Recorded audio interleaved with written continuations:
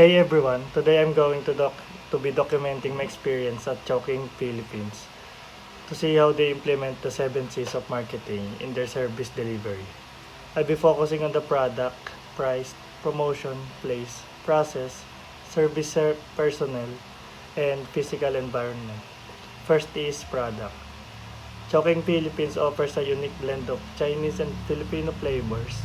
Their signature dish, the Chow Fan plus topping siomai, is a delicious combination of fried rice, siomai, and savory sauces like chili garlic. They also have a wide variety of other dishes from noodles to dumplings, all with their own distinct taste profiles. Second is price. Chowking is known for its affordable prices, making it a popular choice for budget-conscious diners.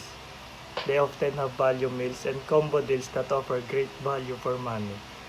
Example of this is their mix and match, where it prices 99 pesos. However, prices have been increasing slightly over the years. Third is promotion and education. Chowking does a great job of promoting their brand through various channels. They have a strong online presence with active social media accounts and a user-friendly website. They frequently offer limited time promotion and deals such as the Chowking Tuesday promo. However, they could provide more information about the ingredients and cooking techniques used in their dishes to educate their customers. Fourth is place.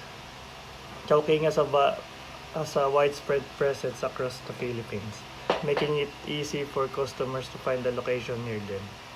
Restaurant The restaurant I'm at is located in a busy shopping mall, providing convenient access for shoppers and commuters. The layout is typical for fast casual restaurants with self-service counters and both indoor and outdoor seating.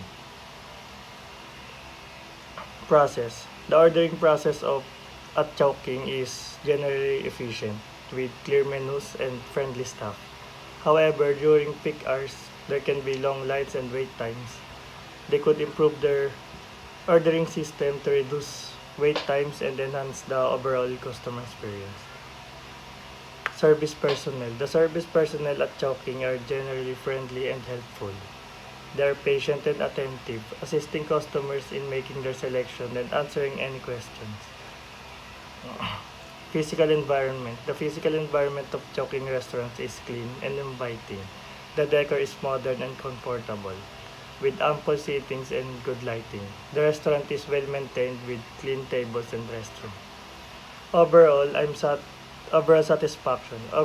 satisfied with my experience at Chowking Philippines. The food is delicious and affordable, and the service is generally good. However, there are few areas where they could improve, such as providing more information about their ingredients and streamlining the ordering process.